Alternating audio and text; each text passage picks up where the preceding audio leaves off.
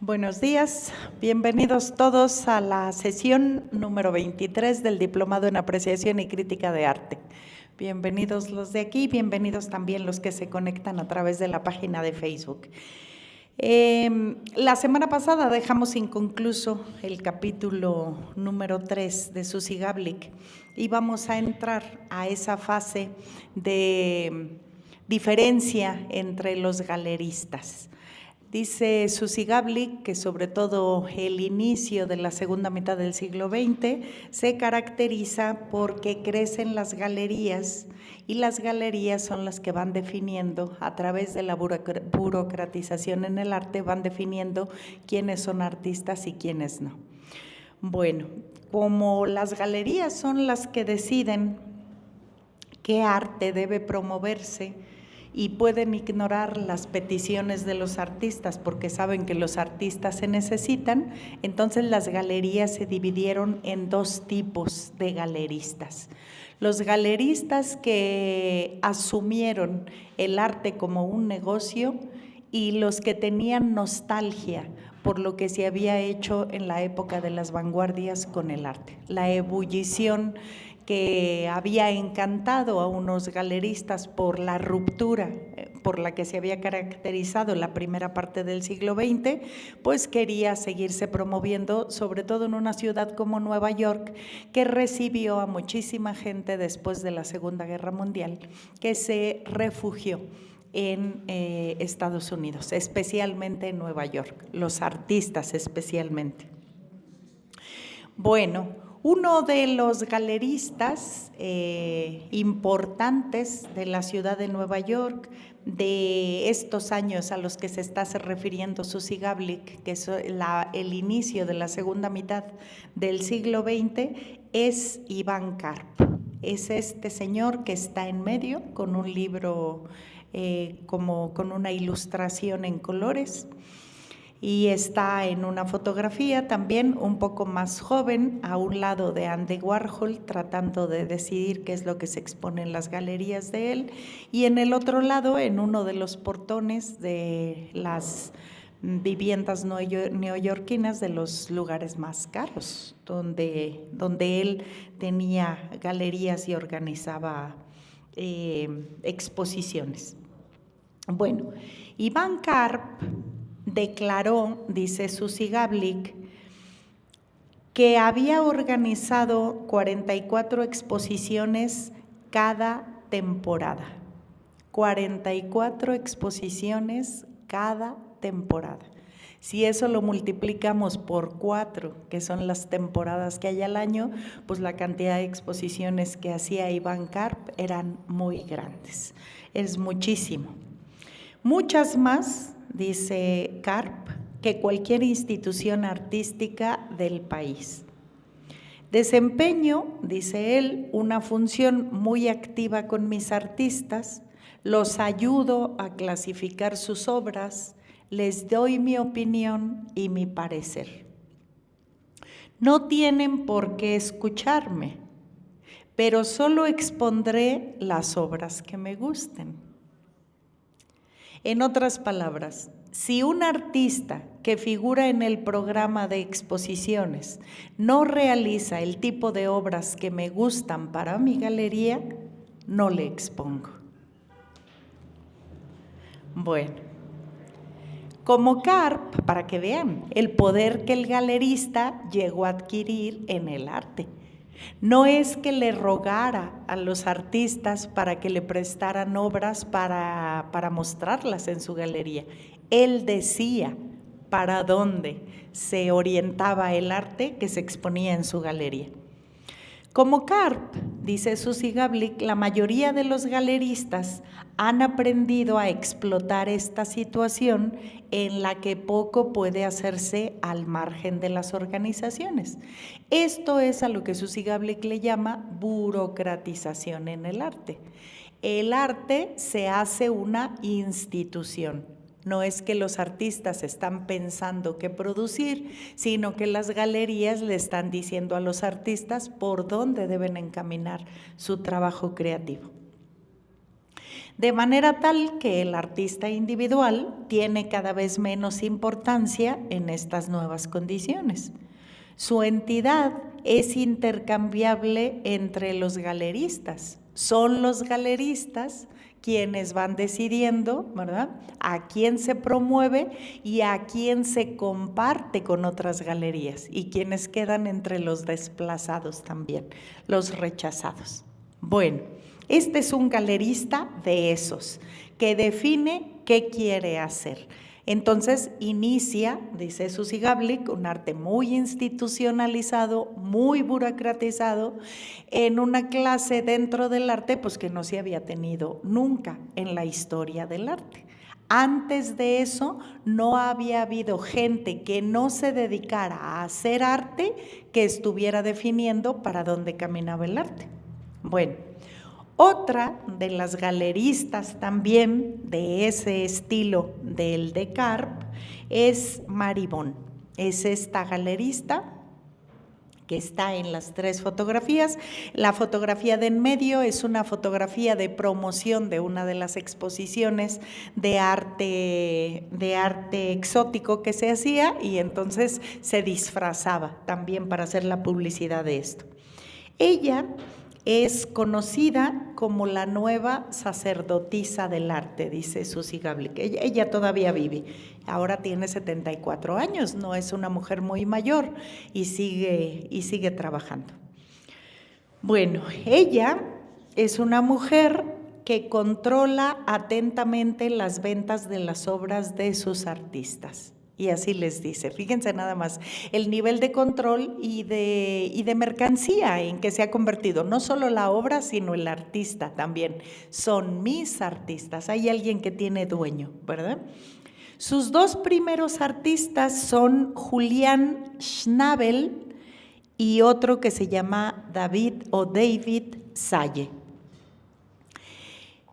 Por mucho dinero que se tenga, no se puede llegar de buenas a primeras a exponer una obra en su galería.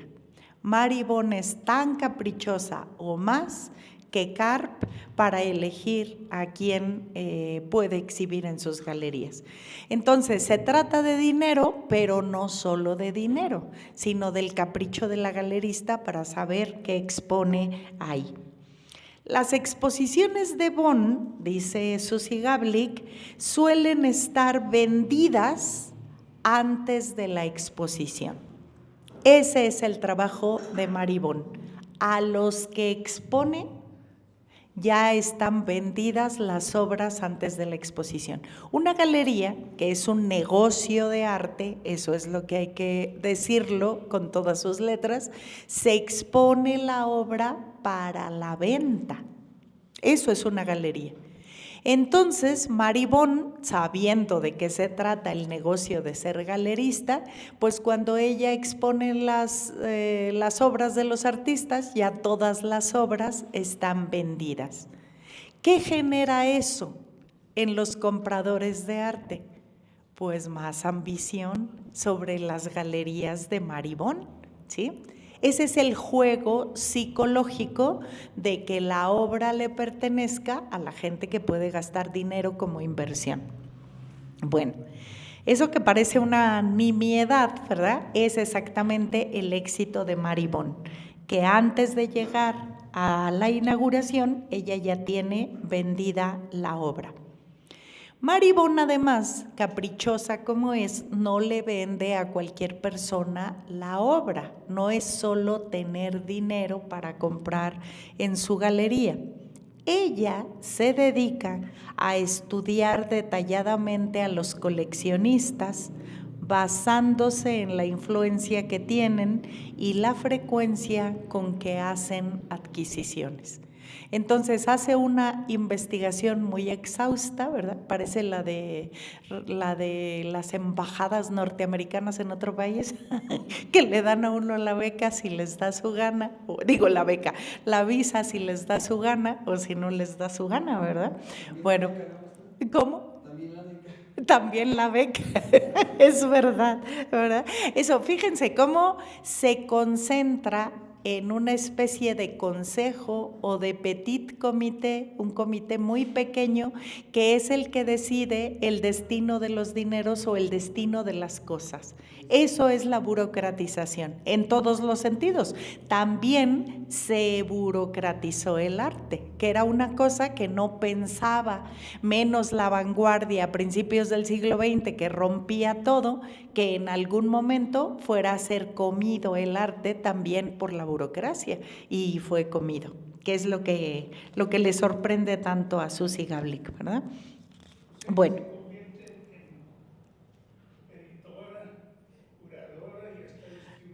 Es la CIA del arte, ¿verdad? Bueno, Maribón, según lo que está refiriendo esta Suzy Gablik, lo que hace es, ella sabe que la galería es un negocio, entonces tiene que investigar cómo es que funciona mejor el negocio. Esa es un poco lo que Warhol hacía, ¿no? Así ambiguamente, como decía Suzy Gablik. Él sabe que ahora el arte se ha convertido en una mercancía y que entre más valga la mercancía, parece que eso le da más éxito al artista. Bueno, pues igual Maribón entra en el mundo del mercado y además hace muy bien su trabajo. Cuida a sus artistas y cuida a los que compran la obra de sus artistas. Por eso no suelta la obra a cualquiera, ¿no? Tiene que ver con qué frecuencia compran y qué tipo de colección de arte realizan. Todo eso, fíjense cómo psicológicamente le va dando más valor al valor que ya tienen las obras. Así funciona un poco la bolsa, ¿verdad? En una cosa más psicológica que real. No es objetivo el valor. El valor que se le van añadiendo a las cosas es una cosa subjetiva, que se acepta colectivamente y que se inocula, ¿verdad?, en todos los que creen que eso debe tener un valor mayor. Por eso la gente está dispuesta a soltar más dinero, ¿sí? Pero eso es psicológico, ¿no? Eso es una cosa que no forma parte de la objetividad, sino de la subjetividad, que se valora por encima de lo que en realidad hay en el sustento de un trabajo. Bueno, como se le acusaba de dirigir la carrera de sus artistas, eso le decían a Maribón, ¿verdad? Decían, pero es que tú lo que haces es dirigir a los artistas en lugar de que los artistas te vayan proponiendo sus partes creativas. Ella replicó en una revista que se llama Life lo siguiente: si se presenta a un artista y no causa la sensación adecuada, puede que jamás se recupere. Nunca insistiré lo suficiente en lo importante que es desarrollar una imagen completa de los artistas que represento. Hay que presentar al pintor en ciertas exposiciones, conseguir el interés de la revista de arte adecuadas y organizar las fiestas oportunas en los clubes adecuados. Todo eso tiene mucha importancia. Este es el negocio. Alrededor, no es la obra de arte, sino todas las relaciones que alrededor de la obra de arte generan ganancia. Es la mercancía potencializada en su valor. Por eso hay que sacar la exposición en una revista adecuada, hacer reuniones, fiestas en clubes adecuados donde se presenta al pintor como una gran oportunidad de adquirir lo que hay ahí para adquirir. Esa generación de valor sobre un objeto que puede desempeñar una necesidad, ¿verdad? Mucha ansiedad por ser el dueño de un objeto tan preciado como eso. Bueno, la nueva generación de galeristas habla de lo diferente que es ser marchante hoy en día, dice Suzy Gablik. Hace 31 años escribió el libro. Dice, fíjense nada más, ser un marchante hoy es tener relaciones sociales. No es vender la creatividad del artista. Eso es muy distinto. Antes había marchantes, efectivamente, pero no tenían este nivel, ¿verdad?, de valoración. El aspecto comercial ahora es muy importante y la agresividad en el mercado también. Esta situación obliga a los artistas a abandonar la esperanza de armonizar un día sus aspiraciones, sus valores, sus ambiciones con las exigencias económicas de la época. Para que nos demos cuenta por qué el arte se está vaciando tanto de contenido. Sí. Esos objetos de ansiedad pues obedecen a que el arte se ha convertido en una mercancía y que en lo que se ha trabajado es en la mercantilización del arte, no en el proceso creativo. Entonces estamos hablando de la esfera del mercado, de esa de la que decíamos que no tiene nada que ver con el proceso creativo, ni con la biografía, ¿verdad?, ni con las características individuales que tiene el artista. Resulta complicado, dice Susi, optar por una alternativa moral ante las presiones del mercado. Las prácticas modernas de gerencia influyen cada vez más en el establecimiento del ritmo cultural. Sin embargo, hay frente a esto, frente a este nivel de crecimiento del mercado en el arte, gente que se resiste a entrar en estos parámetros. Este fotógrafo estadounidense, esposo por segunda vez, tuvo una esposa antes de Georgia O'Keeffe, ¿verdad?, de la que se enamoró fotografiándola. Él tenía un valor muy profundo sobre el proceso creativo. No se dejaba seducir demasiado por el dinero o por el precio que alcanzaban sus fotografías y le gustaba explorar en la posibilidad de que la fotografía se convirtiera en algo que saliera del mercado. Bueno, Stieglitz, bueno, esta es la segunda esposa de Stieglitz.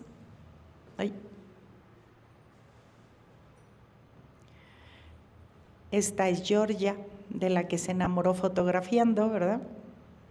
Bueno, él era una especie de modelo para este escritor y coleccionista de arte, también marchante, director de algunas galerías, que se llamaba Daniel Henry Kahnweiler. Legendario vendedor de arte que era alemán, se nacionalizó francés, pero dirigió varias galerías que crecieron muchísimo, ahorita vamos a ver hasta qué punto, ¿verdad? Tenía una idea del arte que se contraponía a lo que hacían galerías como Meribon o como Iván Karp.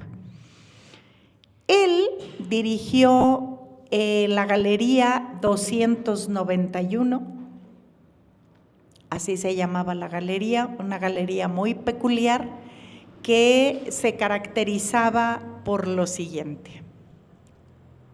La Galería 291, a diferencia de las otras, no cobraba ninguna comisión fija a quienes exponían ahí. Tampoco buscaba atraer a un público numeroso. No le interesaba hacerse famoso, ni como galerista ni como artista.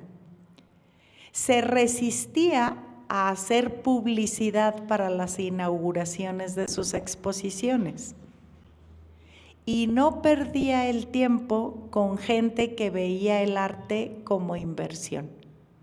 La gente que quería ir a comprar a su galería como una inversión en el arte le parecía que era una pérdida de tiempo.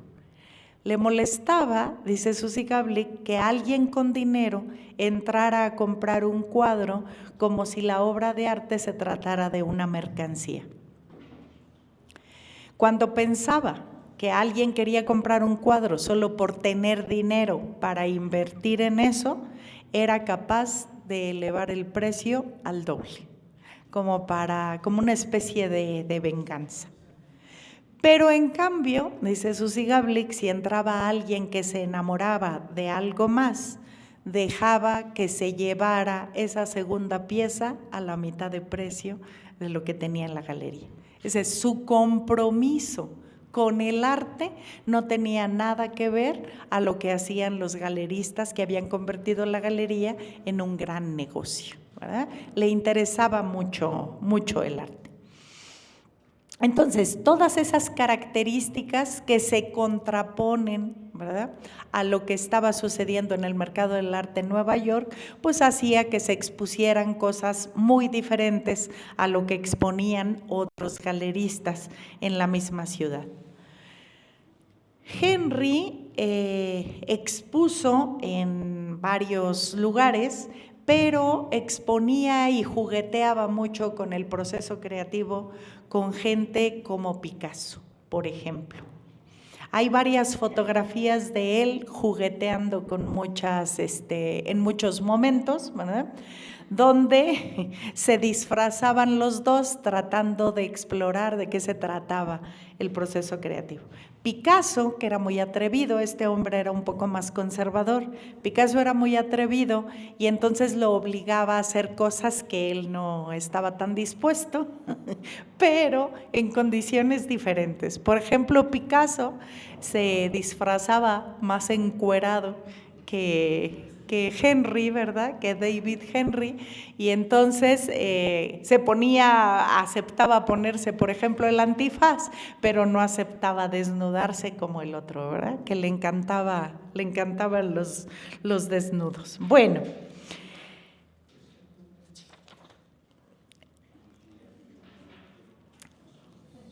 este es un galerista peculiar, ¿verdad?, muy distinto de lo que existía en ese momento. Vamos a ver a otro de los grandes galeristas que hicieron un gran negocio y una gran estafa con las galerías en Nueva York también. Frank Lloyd, que es ese hombre que está ahí en medio bajando con esa gabardina clara en primera fila, ¿verdad? Frank Lloyd fue marchante de arte, dice Susie Gablik, acaudalado galerista, fundador de la Galería Marlborough, fundada en 1946 en Londres.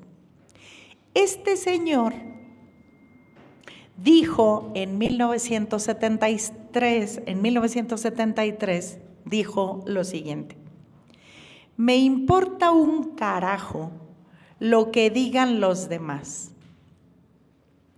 Únicamente hay una medida del éxito en la gestión de una galería: ganar dinero. Cualquier marchante que diga que no, o es un hipócrita o pronto cerrará sus puertas. Bueno, este ambicioso galerista quiso apropiarse de los bienes de Mark Rothko. ¿Se acuerdan de aquel que tiene además una especie de templo con el negro sobre negro y el blanco sobre blanco? Bueno, este galerista se quiso apropiar, cuando Mark Rothko murió, se quiso apropiar de todos los bienes de Rothko y entraron en un proceso penal muy largo, ¿verdad?, que culminó de la siguiente manera. En 1972, después de varios meses de la demanda penal, ¿verdad?, que pasó por 19 abogados y 20,000 páginas de declaraciones, se declaró a este hombre culpable de haberse querido apropiar de algo que no le pertenecía. Esta es una foto de cuando salen de los tribunales, ¿verdad?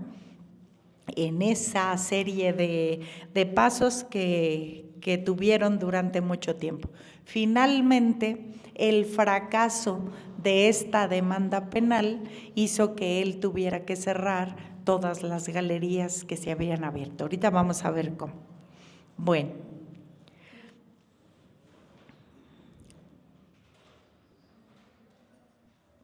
Vamos a regresar a Henry. Decíamos, había dos maneras de entender la burocratización del arte, de institucionalizar el arte, unos queriendo promover lo que significaba a los artistas y su proceso creativo, y otros queriendo ganar dinero a como diera lugar, como dijo el Frank Lloyd, ¿verdad? Bueno, que se resistía a una galería en esos términos, se entregaba, dice Susi, de manera muy profunda al arte. Cuando introdujo los primeros cuadros de Picasso y de Braque, se negó a exponerlos en salones públicos, porque él sentía, fíjense por qué se negó a exponerlos, él sentía un desprecio por el enfoque mercantilista y de consumo en masa del arte. Escribió en sus memorias lo siguiente: la gente siempre piensa que un galerista lanza a los pintores con mucho bombo y publicidad. No me gasté ni un céntimo, ni siquiera puse anuncios en el periódico. Antes, la gente iba a ver a los independientes para enfadarse o para reírse. Los independientes no estaban en las galerías más famosas. Los independientes eran los rechazados de los espacios donde se ganaban premios o donde se exponía lo más famoso. Dice, antes, si imaginamos que él es un galerista de los independientes, pues uno se puede imaginar que él es un galerista de los rechazados, como los salones de los rechazados. Pero dice él, antes la gente, está hablando de principios del siglo XX, antes la gente iba a ver a los independientes para enfadarse porque no los habían expuesto donde debían ser expuestos, o para reírse de ellos y decir, pues claro, con razón, ¿cómo los iban a exponer allá? Que es un poco lo que les pasó a Manet cuando les llamaron los impresionistas, ¿verdad? Cuando se dijo por primera vez, esto da la impresión de ser un sol naciente, con burla, no como admiración, con burla. Bueno, dice Kahnweiler, dice, antes la gente iba a ver a los independientes para enfadarse o para reírse. Se podían ver grupos de personas frente a ciertos cuadros que se partían de la risa o gritaban de rabia porque no se habían llevado a donde tenían que llevarse. Nosotros no teníamos ningún deseo de exponernos a su furia o a sus risas. Así que dejamos de exhibir los cuadros de los rechazados. No que no los tuvieran en la galería, sino que no iban a poner la obra para que la gente pueda desahogar sus emociones. Fíjense el nivel de compromiso que él tenía con la obra que adquiría para sus galerías. Gracias a la protección de este galerista, Picasso y Braque, cuando la gente se burlaba de lo que hacían, ellos pudieron dedicarse de forma privada y personal a explotar el cubismo que no se entendía en la época en la que surge. Él los adquiere, pero adquirirlos no es exponerlos, porque probablemente no tuvieran cabeza para trabajar los cubistas si en las galerías estuvieran recibiendo solo ofensas, ¿no? O solo burlas, o solo risas que dejaban exhibir su incomprensión. 70 años después, en 1980, se está refiriendo a Picasso, ¿verdad? 70 años después, en 1980, 1.000.000 de personas visitó la exposición retrospectiva de Picasso en el MoMA de Nueva York. Costó esa exposición retrospectiva $2.5 millones de dólares la organización. Pero fíjense lo que hace Henry. Henry compra, adquiere la obra de Picasso y de Braque no cuando es una mercancía, sino cuando está explorando la ruptura del cubismo respecto del formalismo, de la formalidad en la obra de arte. Esto es saber de arte. Esto no es estar en el mundo del negocio, sino es saber de arte. 70 años después, dice, Picasso se expone retrospectivamente en el MoMA y recibe a 1.000.000 de personas. Ahí el MoMA, el Museo Metropolitano de Nueva York, ¿verdad?, se gasta $2.5 millones de dólares para organizar esa exposición. A esa exposición asistían 7.000 personas por día. Se compraban las entradas con anticipación. Había que hacer fila porque si no ya no se podía entrar ese día. Y se contrataron 105 guardias además de los que tenía el MoMA ya normalmente, para vigilar los cuadros de Picasso en todo momento. Los cambios ocurridos a raíz de la comercialización del arte no se limitan, dice Suzy Gablik, al sector privado. También se han alterado la función de los museos. Al tiempo que aumentan los gastos de funcionamiento y los fondos, al tiempo que aumentan los gastos de funcionamiento en los museos y las subvenciones del gobierno hacia los museos para que funcionen, los fondos privados empiezan a disminuir. Muchos museos han pedido apoyo a instituciones financieras para poder solventar exposiciones como la de Picasso.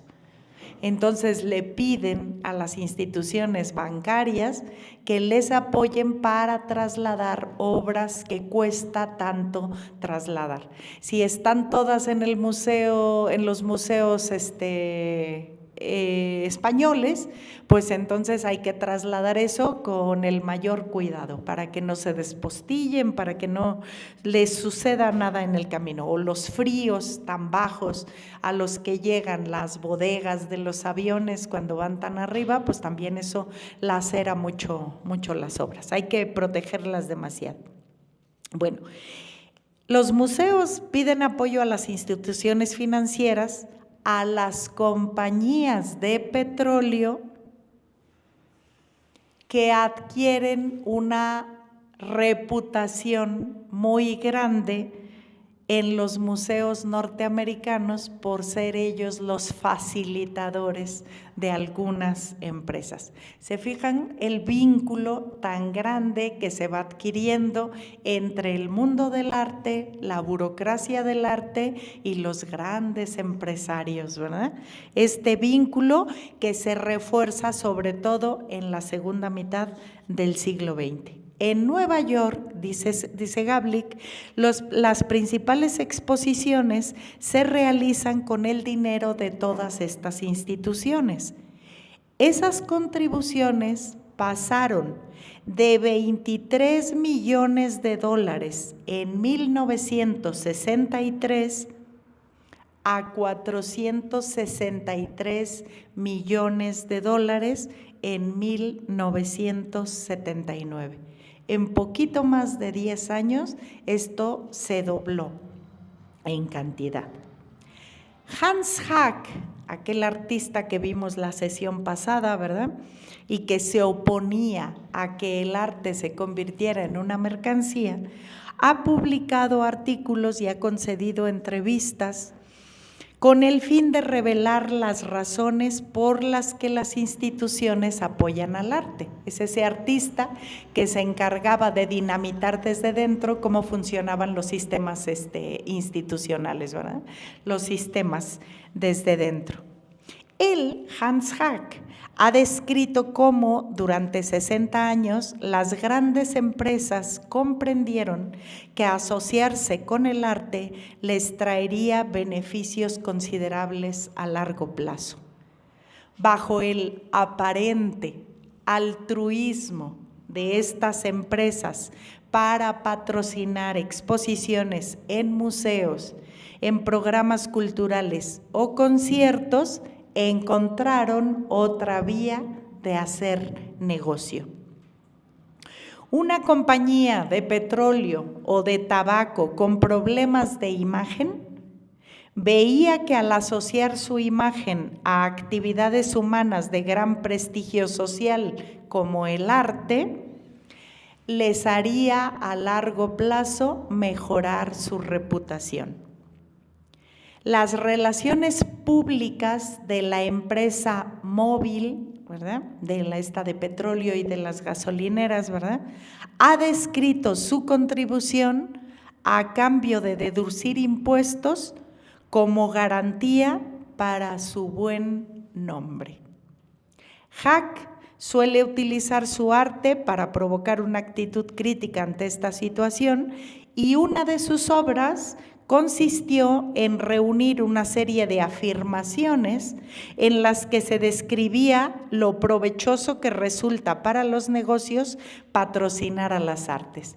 Y entonces la exposición de la obra, como él dinamitaba los sistemas desde dentro, es todo lo que las empresas decían que habían recibido como beneficio después de haber patrocinado cosas artísticas. Reprodujo esas declaraciones que se hacían fundamentalmente en periódicos y en revistas, esas declaraciones las reprodujo en placas de aluminio. El patrocinio a las artes rinde mayores dividendos en promoción y en relaciones públicas a veces que la misma empresa. Con frecuencia, las exposiciones se convierten en mercancía y el público en un mercado para crecer. Cuando el Museo Metropolitano organizó la exposición de Tutankamón, ¿verdad?, de ese rey egipcio, surgió el comercio de artículos a gran escala, dice Hans Hack. Durante meses, el rey Tutankamón se convirtió en una marca registrada. Todo el tiempo que estuvo la exposición en el museo, las cosas en miniatura que se vendían en el museo se convirtieron en marca registrada del mismo museo. Eso fue un negociazo, ¿verdad? Un gran negocio. Bueno, el crítico de arte Carter Radcliffe, vamos a ver, espérenme. Bueno, vamos a ver un poquito antes lo de Marlborough, para que no nos tengamos que regresar. Bueno, este señor, el que decía que, déjenme les leo otra vez, me importa un carajo lo que digan los demás, únicamente hay una medida del éxito en la gestión de una galería, ganar dinero. Cualquier marchante que diga que no, o es un hipócrita o pronto cerrará sus puertas. Bueno, él, que funda la galería Marlborough en 1946 en Londres, era un inmigrante judío que había huido de Austria en 1938. Al inicio, está muy chiquita la letra, ¿verdad? Bueno, les leo ahí. Al inicio, la galería se especializó en obras impresionistas y posimpresionistas y algún arte moderno francés. Así empezó la galería, ¿verdad? Con lo que en ese momento parecía que era lo que daba más dinero. Muy pronto eso pasó a un segundo plano y entonces se orientó la galería a representar a artistas contemporáneos. Eso daba más dinero que lo que se había elegido como primer tendencia del arte que se iba a exhibir ahí. Y entonces eligieron artistas modernos como Francis Bacon, Henry Moore, Lucien Freud, Ben Nicholson, Frank Overbach, Guitag, Barbara Hepworth, Eduardo Paolozzi, Paula Rego y Graham Sutherland. En 1963, esta galería expandió su apertura a Nueva York. Y ahí se convierte la galería en el modelo de galería internacional que domina el mundo del arte actual. Esta galería se hizo famosa de inmediato por representar a los expresionistas abstractos.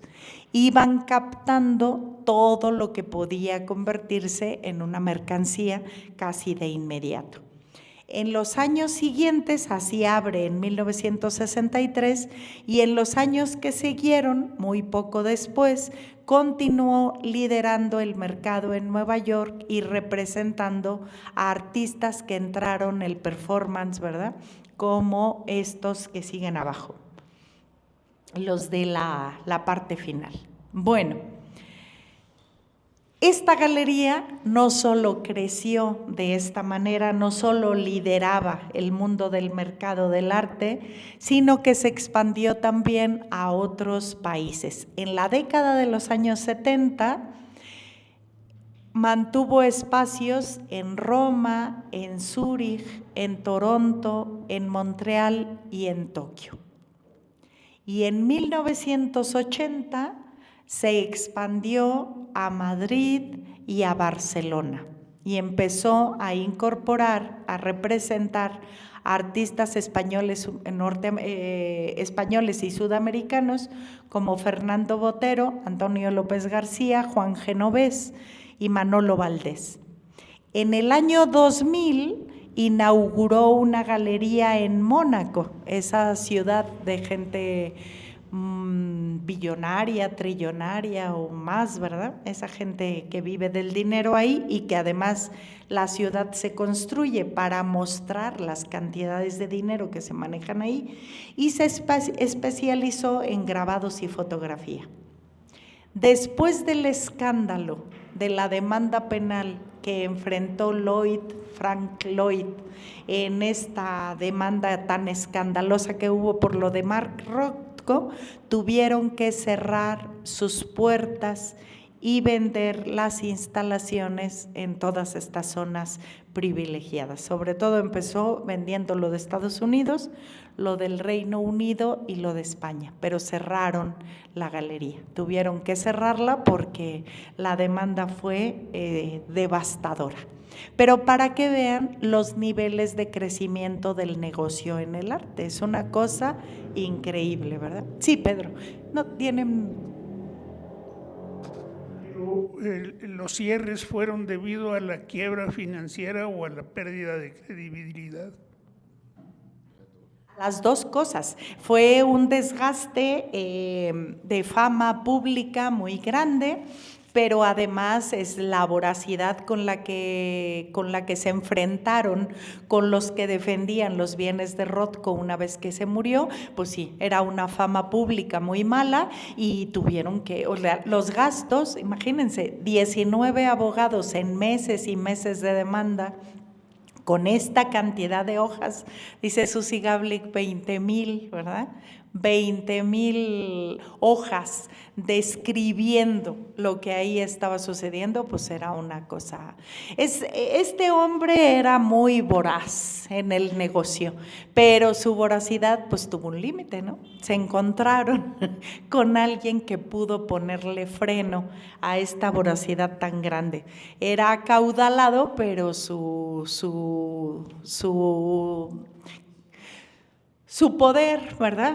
Mermó demasiado con esto y la fama también, pues era muy, muy lamentable. Esta fotografía es muy socorrida, ¿verdad? Para ver la capacidad que tienen los galeristas que no están en el arte, sino en el negocio. Bueno, fíjense nada más, esas cosas que se dicen de los judíos y que en Nueva York está muy crecida esa idea, ¿verdad? Es como el judío es muy ambicioso en términos económicos y su capacidad creativa dentro del mundo financiero es muy grande. Entonces son lugares donde pueden crecer mucho, no solo por ser judíos, pero en este caso coincide, ¿verdad? Eso que se dice con la fama que hay. Bueno, terminamos con esta galería que es la más escandalosa de todas, ¿verdad? Malborough.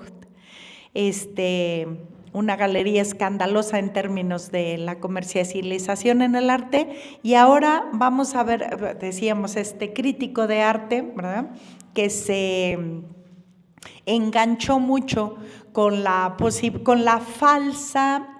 con el falso altruismo que tienen las grandes empresas que utilizan al arte para lavarse la cara de muchas cosas, ¿no? Este es el crítico de arte que hizo una investigación sobre lo que estaba sucediendo con la exposición del rey Tutankamón en Nueva York y cómo el museo consiguió hacer de la exposición un gran negocio por meses, incluso con una marca registrada. Puse ahí estas dos fotos para que vean la magnitud del museo donde se expuso eso, ¿verdad? Y cómo los edificios pues no son cualquier cosa dentro del mundo del arte. Esa es la máscara mortuoria que más se vendió durante ese tiempo. Bueno, este crítico de arte, que tiene ahora 84 años, es neoyorquino, es un escritor y poeta norteamericano, comentó en la revista esta que ya hemos referido varias veces, Arte in America, dijo lo siguiente: para que el caso de saturación del rey Tut reúna todos los requisitos de un fenómeno cultural a gran escala, tiene que haber un vínculo de consumo, un vínculo entre el consumo en masa de una experiencia y el consumo de artículos producidos en serie. Lo que hay ahí en el fondo es un negocio. Para que eso se pueda vender, entonces tiene que haber un acuerdo entre el mercado de la producción y el consumo. Entonces, hay una necesidad de saturar las necesidades de esa masa que cree que quiere tener esos objetos. Hay algunos acontecimientos dentro del mundo del arte que han llevado a ese nivel de mercado. La Guerra de las Galaxias también es un ejemplo de cómo se ha llevado al mercado la producción en marcas registradas de esos muñecos, ¿verdad? Que luego se consumen como si fueran estatuillas como las que adquiría Picasso cuando quería entrar al cubismo, ¿verdad? Como estatuillas de obras de arte. Bueno, se persuadió, dice Cliff, metódicamente al público para que comprase todos los productos del rey Tutankamón: camisetas, toallas, pañuelos, discos, alfileres, bolsas, calendarios y todo lo que se les pueda ocurrir, ¿verdad? Donde quiera aparecía el rey Tutankamón, porque esa era la moda de ese momento. Pero hay ahí también una persuasión mediática, ¿verdad? Ahí trabaja el mercado dentro del arte para que eso se convierta en un éxito de ventas y de mercancía. A medida que el arte se convierte en un artículo asequible, va perdiendo su carácter de tesoro inapreciable. Bajo el nuevo estilo cultural, el éxito de una exposición se mide utilizando los parámetros de Hollywood. Y aquí entramos a otro nivel de la galería. Las galerías y los museos adquieren los parámetros de Hollywood para introducir el arte de manera masificada en las personas. ¿Esto dónde sucede? En Nueva York. Esto sucede donde el mundo del arte crece más que en ningún otro espacio. Todo esto, que parecen cosas menores, es lo que nos va llevando a ver hacia dónde se ha conducido el arte desde la segunda mitad del siglo XX hasta lo que conocemos ahora, para irnos explicando un poco eso. Utilizando los parámetros de Hollywood, ¿verdad? Las galerías y los museos empezaron a adquirir un carácter de masificación de los productos artísticos. Por los comentarios de los medios de comunicación y por el éxito en taquilla de esta exposición, el número de asistentes se convierte para los museos en el resultado de todo. Para ellos no es lo que se expone el éxito de las cosas, sino el número de asistentes a lo que se expone. Por eso hablamos, ¿verdad?, del ¿qué es lo que hace Hollywood? Hollywood mide su éxito en proporción al número de asistentes a sus filmes, ¿verdad? Eso es lo que hace. Bueno, los museos igual adquirieron los parámetros de Hollywood y no es lo que se expone, sino el número de asistentes que logran atraer cada día para una exposición, ya sea permanente o temporal. El número de asistentes se convierte en la medida de todo para los museos. Desde que los museos se cruzaron por primera vez en el camino de las instituciones y en el deseo de mejorar su reputación, se han aficionado los museos a los fondos institucionales. Hay una élite gerencial que está en la cabeza de todos los campos del arte ahora. Tiene tanto poder esta élite gerencial que ha reestructurado las prioridades y las expectativas en el mundo del arte. A medida que la organización y la administración se adentran en el orden social, disminuye la diferencia entre lo que el artista define como sus objetivos personales. Eso es lo que menos le importa a un museo y a una galería que ha adquirido los parámetros de Hollywood para medir los éxitos que tiene con sus exposiciones temporales o definitivas.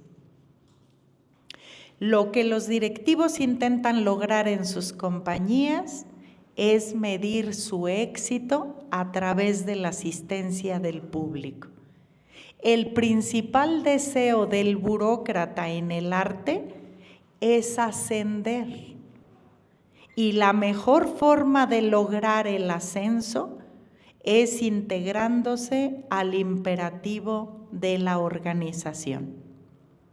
La idea de que el éxito depende de la asimilación de los valores de la organización quedó plasmada, quedó probada en ese taller de supervivencia. En el libro de Susie Gablik hay una fotografía de la promoción que hicieron, está en la página 65, de la promoción que hicieron de un taller de supervivencia en el arte que se celebró en el verano de 1981 en la Universidad de Maryland.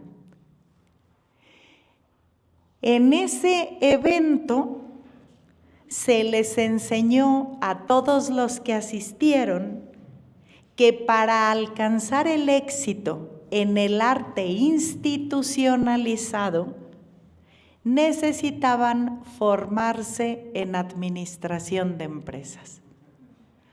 Los artistas necesitaban esa formación porque estaban convirtiéndose en negociantes de su arte. Agarren el micrófono.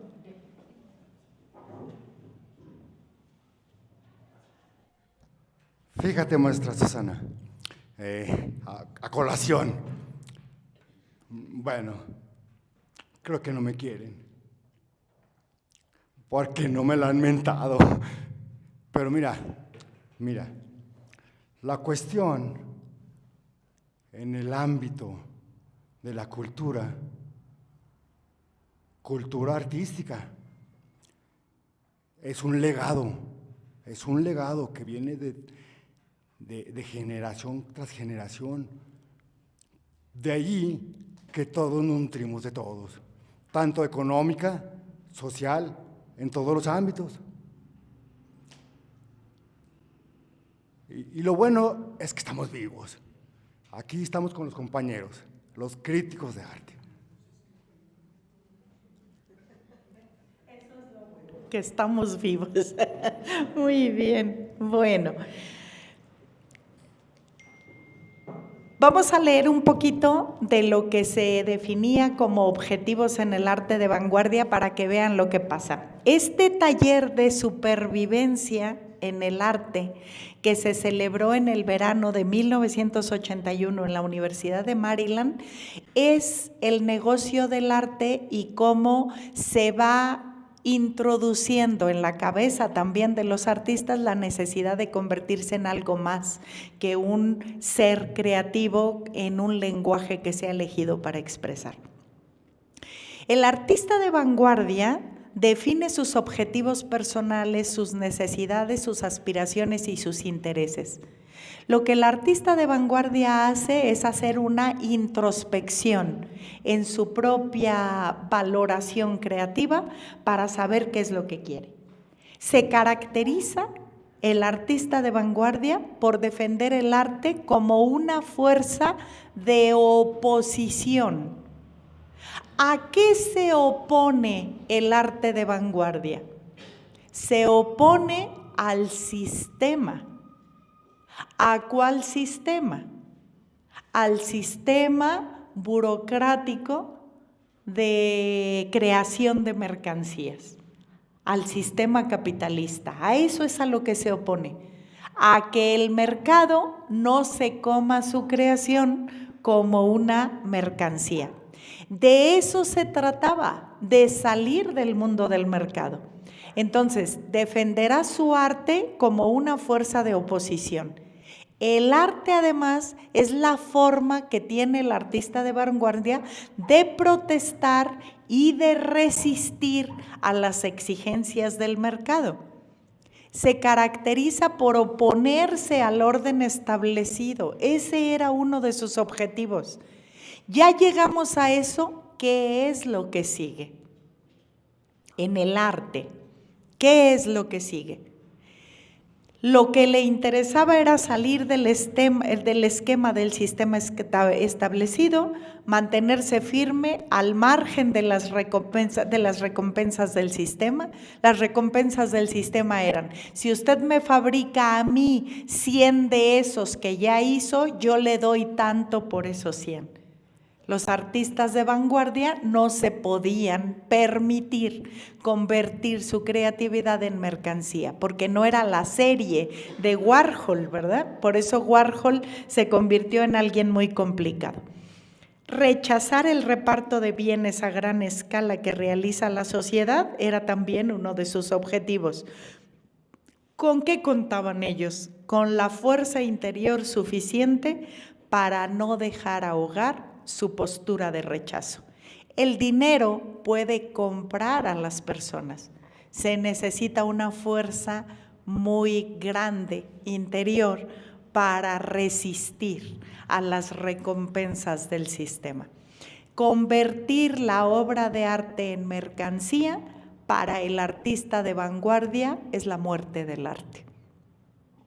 Es la muerte del arte, porque ahí entonces se acaba la posibilidad de estar explorando en términos individuales. Bueno, ¿qué hace el arte institucionalizado? Pues todo esto, ¿no? El principal deseo del burócrata, decíamos, es ascender. Y la mejor forma de lograr ascender es incorporarse al sistema. Los principios y las prácticas de la gerencia institucional exigen formación en administración de empresas, decíamos, ¿verdad? Bueno, ¿qué más? Los principios y las prácticas de la gerencia institucional procuran el modelo psicológico adecuado para convertir el arte en mercancía. Frente a la burocracia del arte y a la comercialización, las formas de protesta y de resistencia están anticuadas y son irrelevantes. Eso fue lo que aprendieron los artistas ahí. Las formas de protesta y de resistencia están anticuadas y son irrelevantes. Ya no se define al arte como una fuerza de oposición, sino como la obligación, no como la obligación de discrepar, sino que ese discrepar, no encontré la palabra, ese discrepar del artista pierde ascendente en el esquema moral de la nueva mercancía. Hoy, decía el curso, ¿verdad? El rechazo y la subversión no son necesarios para que obtengan el éxito. La deformación de la vida interior y del arte es preocupante más ahora que antes, dice Suzy Gablik, porque esos artistas se conformaban con los objetivos y las prácticas de una sociedad burocrática que no tiene nada que ver con el arte, sino con la mercancía. Preocupa a muchos observadores de la cultura moderna la idea de que la burocracia institucionalizada tiene como misión primordial la producción y la venta de bienes a cambio de ganancias. Weber temía que un día el mundo estuviera poblado en su totalidad por hombres pequeños, aferrados a trabajos sin importancia y en lucha por conseguir mejores puestos. La pequeña élite que se opone al orden establecido se denomina vanguardia, pero de esos ya casi no existe ninguno. El artista, dice Suzy Gablik, debería de esforzarse en no caer en la competitividad del sistema establecido, a una costa de grandes sacrificios de su parte. Debería de buscar mantenerse firme y al margen de esos beneficios. El reparto de las recompensas del sistema ahoga su postura de rechazo.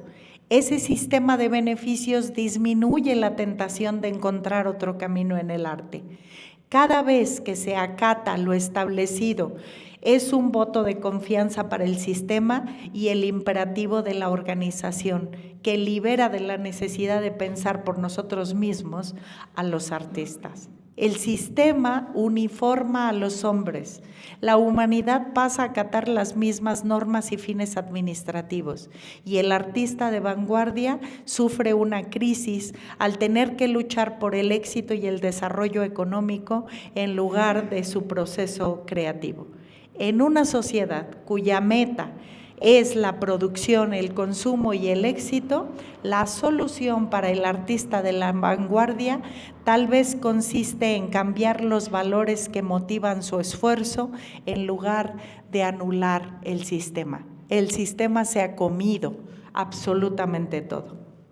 Bueno, las perspectivas de futuro del arte dependen en gran medida de la manera en que los artistas definan sus necesidades y aspiraciones y de cómo interpreten sus propios intereses. Podemos estar seguros, dice Gablik, de que si prosigue la tendencia actual, las consecuencias serán perjudiciales para el futuro del arte. Hace 31 años dijo eso. La gerencia es un fenómeno reciente, tiene apenas, dice Susie Gablik, 75 años. Procedimos de esta manera porque creímos que la organización moderna nos traería abundancia material, seguridad física y tranquilidad de espíritu.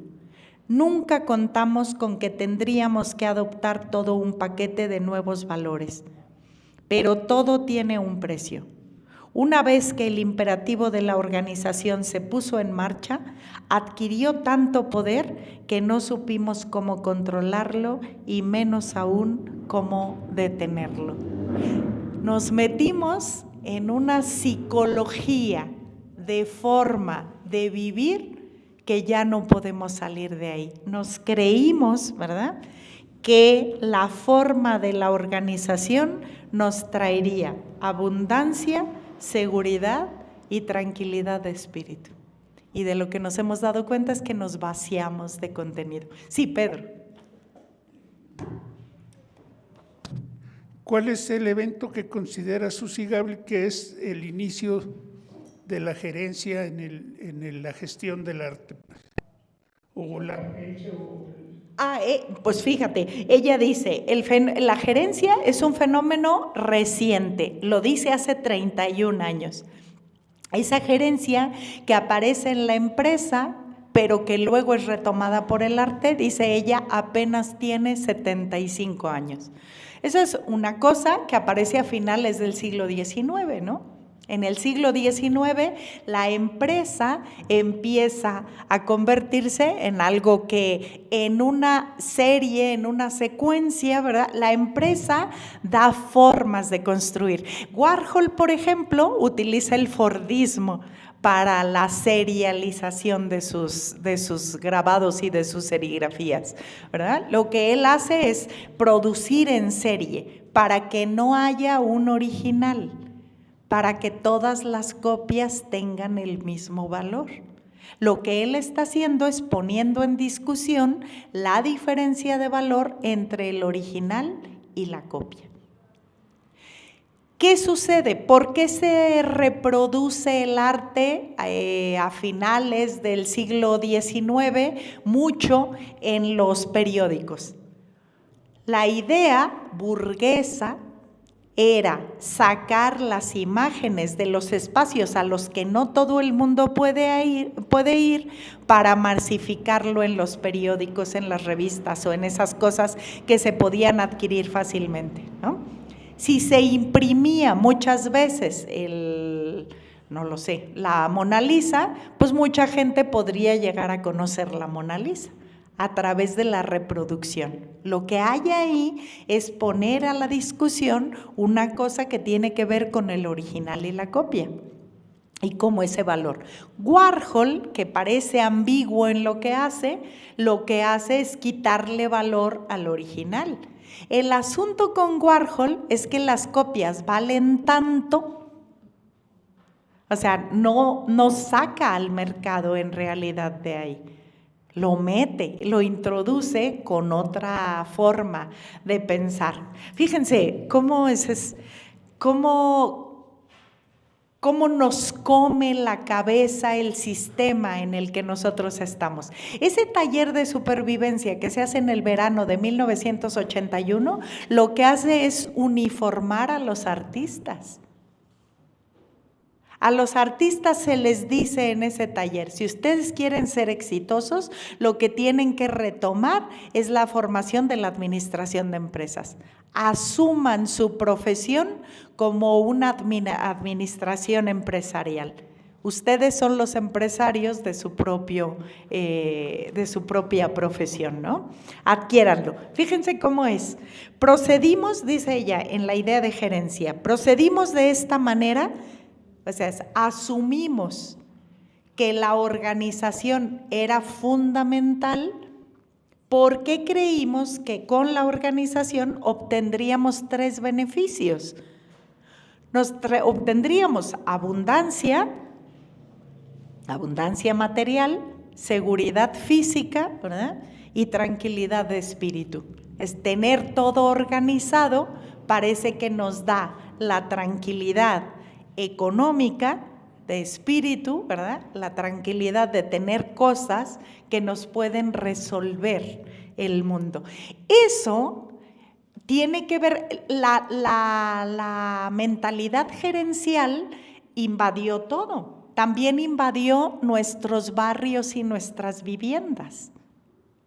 La administración gerencial hizo que la organización dentro de nuestros barrios y nuestras viviendas se hicieran fraccionamientos con plumas, para que no todo el mundo acceda. Eso es un control.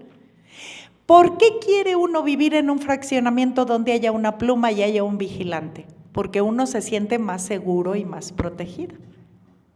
Pero por eso hay que pagar también un poco más, ¿sí? Esa seguridad, ese control, esa abundancia, ¿nos da realmente seguridad? Pues sí y no. En fraccionamientos de León, por ejemplo, se han dado cuenta que los guardias de las plumas son los principales informadores de la vida cotidiana de los que viven ahí. Y eso les permite a los ladrones organizarse de mejor manera, ¿verdad? Porque ahora la información está controlada por alguien que aparentemente lo que proporciona es seguridad, ¿no? Bueno, o sea, esa idea que se nos metió en la cabeza, pues es una cosa con la que vivimos, pero que no necesaria, es una aparente, ¿verdad? Así como hay una aparente bondad de las empresas al patrocinar cosas, ¿verdad? En realidad lo que hay, como dicen los artistas o como dice el crítico de arte, lo que hay en el fondo es quererse lavar la cara, ¿verdad? Utilizando al arte para una cosa para la que el arte no nació. Y sin embargo, el arte ha sido comido por un mercado que está en esa situación. ¿Hace cuántos años empezó eso? Hace mucho. Pero lo que Suzy Gablik dice, para el arte, la burocratización en el arte empieza en la segunda mitad del siglo XX. Y no empieza en todos lados, empieza en Nueva York. Ahí donde se juntó lo contemporáneo, ¿verdad? Del arte, ahí se juntó muchísimo y empezaron a crecer. Dice, para terminar eso y entrar a una cosa que les quiero compartir ahora, nuestra sociedad ya está tan acostumbrada a un entorno y a una burocracia artificiales, nuestra sociedad ya está tan acostumbrada a un entorno y a una burocracia artificiales que quedan pocas esperanzas para escapar de esta situación. Estamos tan acostumbrados a la burocracia, ¿verdad? Y además, ¿qué es la burocracia? Un artificio de funcionamiento organizativo. La burocracia, como dijo Kafka, solo son obstáculos para llegar pronto a donde tenemos que llegar. Kafka lo describió muy bien en una obra que se llama El proceso, ¿verdad? Ese es. En el proceso hay 20,000 escritorios que nos están quitando tiempo para llegar al objetivo final. Y todos esos además están cobrando porque las cosas se hagan. Estamos tan acostumbrados a eso que es muy difícil escapar de esa situación. Las únicas personas que pueden imponerse al mercado y controlarlo son aquellas que están dispuestas a cambiar su sistema de valores, su postura ante el mundo y su forma de vida. Y eso es súper difícil, porque eso es ir contra el sistema, ¿verdad? Bueno, antes de llegar a una cosa que invadió también a Zacatecas y que me parece que ya se ha liberado un poco, aunque no estoy tan segura de que se hayan liberado, sino más bien que los abandonaron.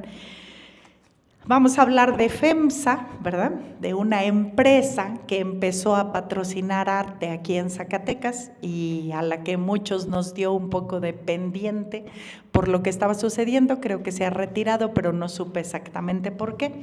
Ahorita vamos a platicar de eso.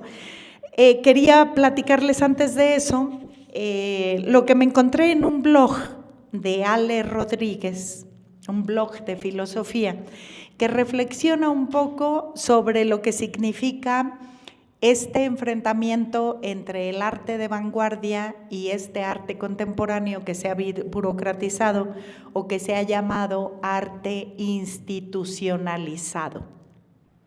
Y quería compartir con ustedes algunas cosas de lo que Ale Rodríguez dice ahí.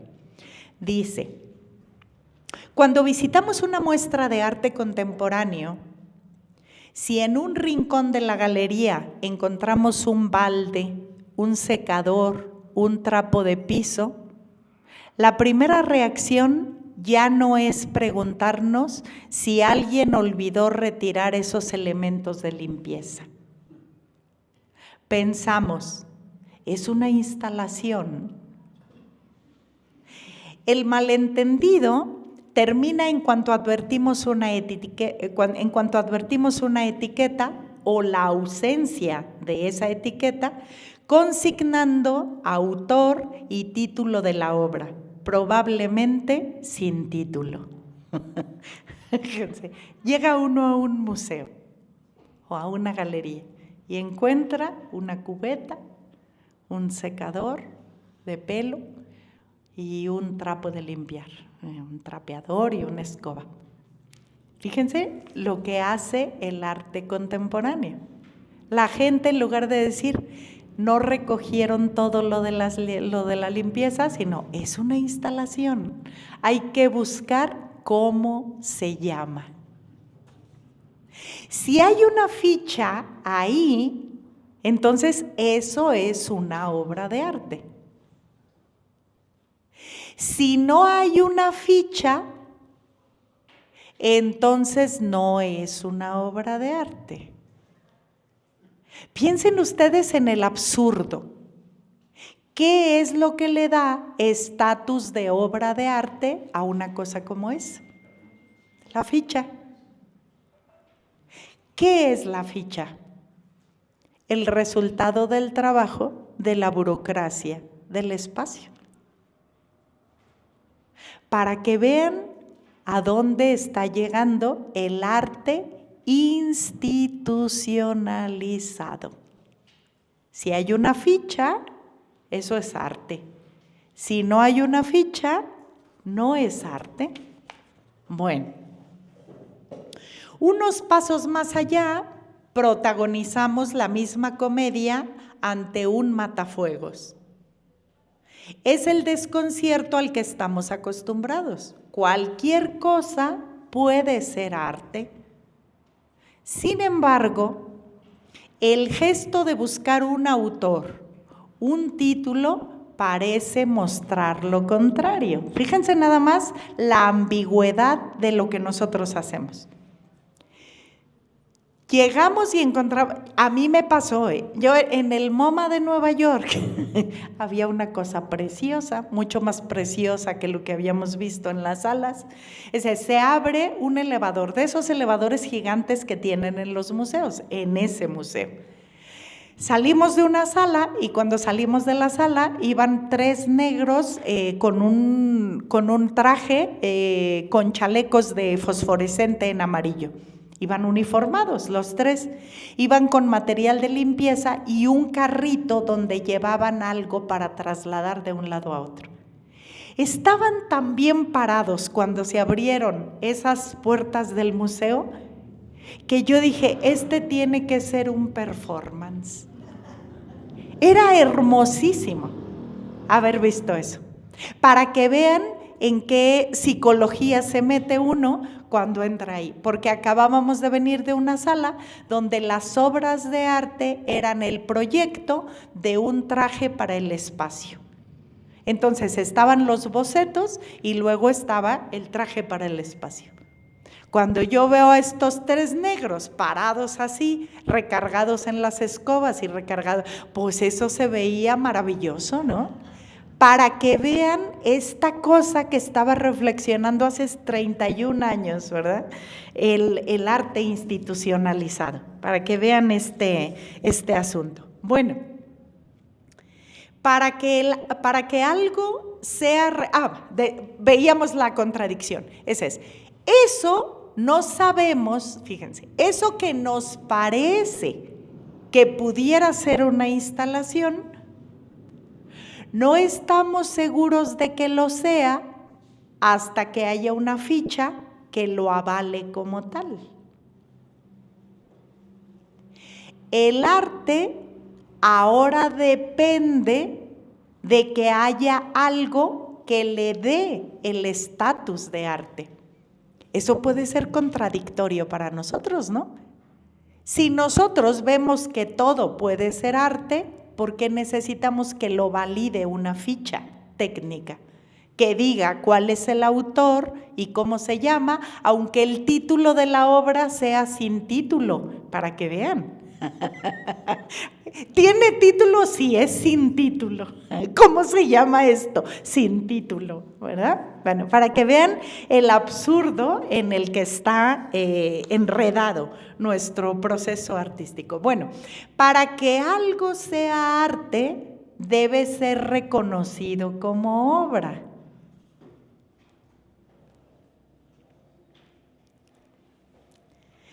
¿Qué es arte y qué no lo es? Según esta perspectiva, se determina de acuerdo con lo que sostenga el mundo del arte en cada contexto. Esta teoría institucionalista acerca de lo que es el arte está en contra de lo que Arthur Danto escribe en ese libro donde busca una definición del arte y que no vacila en llamar universal. Esto es, una definición que pueda dar cuenta tanto de una tragedia griega como de la obra de Leonardo o el Mingitorio de Duchamp. Todo eso es arte. ¿Cómo podemos saber que lo es? A través de una definición que haga de eso un arte universal. Danto, que se pregunta eso, advierte que el institucionalismo no llega a explicar cuál es la razón para que el mundo del arte, fíjense quiénes son ahora, no solo los artistas, los curadores, los coleccionistas, los críticos y los artistas. Ese es el mundo del arte ahora. Bueno, Danto advierte que el institucionalismo no llega a explicar cuál es la razón para que el mundo del arte establezca en cada caso si estamos o no ante una obra de arte.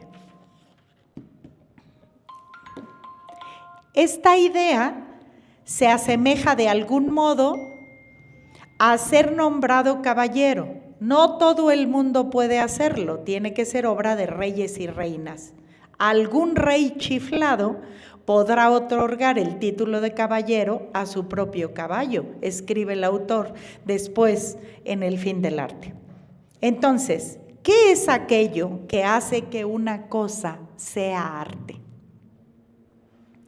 Debe tratarse de una condición necesaria en la obra, de una propiedad esencial sin la cual el objeto no puede entenderse o interpretarse como arte. Danto cree haber encontrado una respuesta satisfactoria. Por un lado, señala que el arte no es otra cosa que la historia del arte. Al mismo tiempo, esa historia nos dice que el arte es ante todo un significado encarnado. Los grandes maestros del Renacimiento comparten con Picasso, Breton y John Cage el hecho de que tanto unos como otros se dedicaron de muy distintas maneras a encarnar significados. Y aquí está la primera respuesta de Danto. Arte es lo que busca encarnar algún significado. Para Danto, el arte no es de ningún modo un concepto abierto. Por el contrario, es muy cerrado.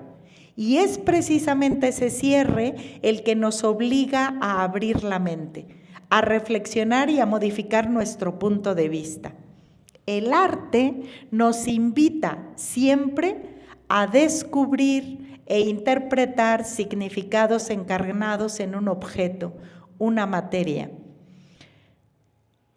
un lienzo, una piedra, una película, cosas tomadas de la vida cotidiana o apenas un fragmento de silencio que percibimos. Y aquí están todos los ejemplos, ¿verdad? Está la bicicleta de Duchamp, las cajas de detergente de Andy Warhol, que no tienen detergente y que tampoco se construyeron para tener detergente adentro. Las serigrafías de Marilyn Monroe, de Warhol. El orinal de Duchamp, que no lo hizo Duchamp, pero que lo expuso ahí. El plátano de Andy Warhol en una serigrafía. Y las sopas Campbell. En 1964, Andy Warhol exhibió sus cajas de brillo en la Stable Gallery. Danto estuvo allí. Era una de las galerías más bonitas de Nueva York, aunque al entrar uno creía haber cometido un error, pues aquello parecía un almacén de supermercado, recuerda.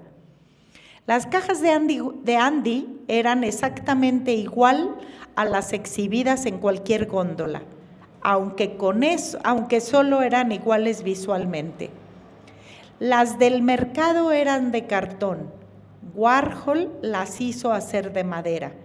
Unas contenían en su interior lo que la caja anunciaba, estropajos. Las otras estaban vacías. Podría haber contenido el mismo producto y las cajas de Warhol seguirían provocando el impacto de hecho que causaron en el propio Danto. No había forma de hacer visible la diferencia entre las cajas reales y la obra.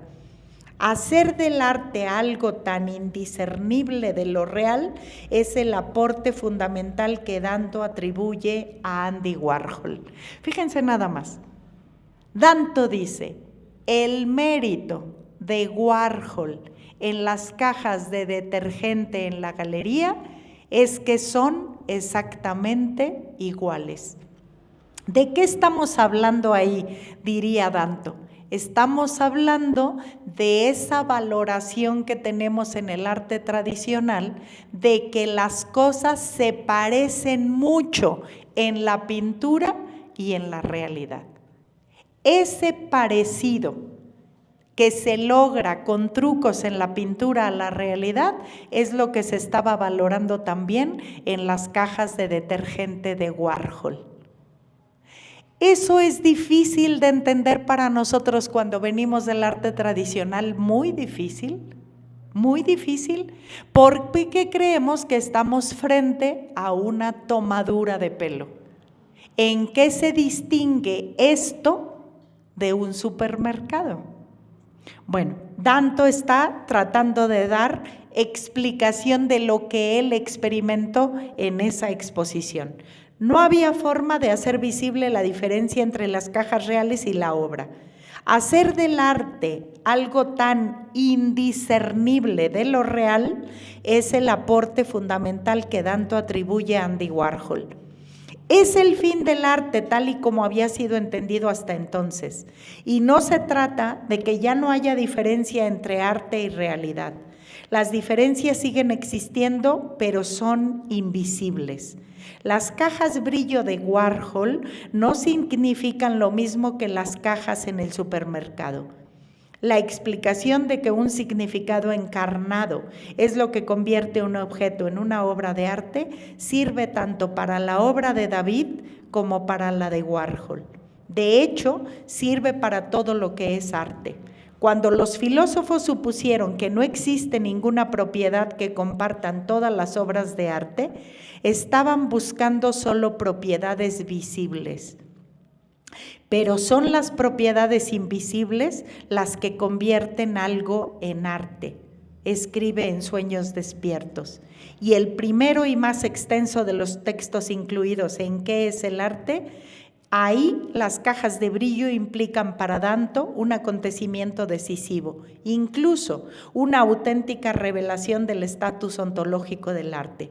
La radical y hasta ridícula indiferenciación entre arte y realidad en la escultura de Warhol es el punto final de 2500 años de debates, búsquedas y querellas a propósito del arte entendido como imitación. Fíjense nada más lo que Danto encuentra ahí. ¿Qué es lo que se había querido dar en la definición universal de arte? ¿Qué es lo que todas esas obras tienen en común para decirlo? Dice Danto, no hay nada visible en eso. Lo que las hace universales son las diferencias invisibles y las afinidades comunes entre todas las obras de arte. ¿Qué resuelve Danto con las cajas de brillo? Que no hay ninguna diferencia entre lo real y lo creado por él en las cajas de brillo. Esa no diferencia lo que hace es una abolición entre el original y la copia. Va más allá que la filosofía. Con su obra de arte anula la posibilidad de distinguir el original de la copia.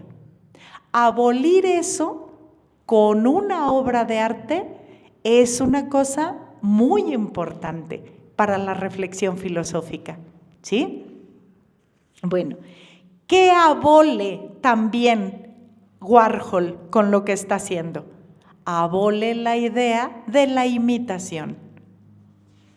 No hay posibilidades, ¿verdad?, de hacer eso. Bueno, el arte pop, el arte popular, sugiere lo cotidiano y los artistas pop de Inglaterra y los de Estados Unidos, en efecto, querían representar elementos populares y cotidianos de una manera artística. Anteriormente, el arte expresionista abstracto había desterrado los objetos cotidianos de sus imágenes. Ahora de repente el cine y las estrellas pop, los políticos famosos, los coches, las señales de tráfico, los paquetes de cigarrillo, las latas de cerveza, las banderas, empezaron a aparecer en el arte, como la gente los conocía en las revistas de moda, en los supermercados o en la calle. Warhol, Jackson le llamaron al arte pop, que era otra dirección artística que existía en gran parte en el marco familiar del arte moderno. Eso abrió una puerta nueva al arte y una nueva concepción también. Warhol generó discusiones en cuanto al papel del artista en una obra. Se lo consideraba artista solo por firmar ciertas obras sin haberlas creado. Recordemos que él dirigía a sus asistentes para luego firmar las obras. Sin embargo, muchas otras obras de él sí las pintó. La idea era que el artista, por lo tanto, es una obra, aunque solo dirigiese. Las obras de Warhol eran realmente creadas bajo las instrucciones del artista, como se lo haría en una línea de producción de la fábrica. Su ideal era crear 4,000 obras de arte al día. En realidad, solo llegó a crear 2,000 en 2 años, lo que significaba 3 obras por día y no las 4,000 a las que aspiraba. El observar sus obras tiene como resultado el poder disfrutar y apreciar las cosas que conforman en nuestra vida cotidiana una manera más simple y con mucho menos esfuerzo para ver. El arte tradicional típicamente requiere una información histórica y un gusto refinado. Otro tema a discutir fue también que Warhol tomó las imágenes que pertenecían a otras personas y de ahí las usó para hacer sus serigrafías. Pero al margen de la fama y la polémica, sigue siendo uno de los artistas más influyentes del siglo XX debido a su revolucionaria obra.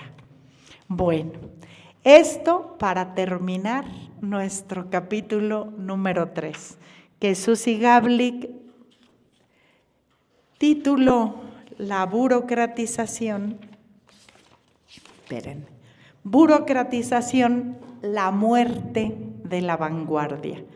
Ese es, en este momento, para ella, desaparece eso que había sido tan creativo de principios del siglo XX.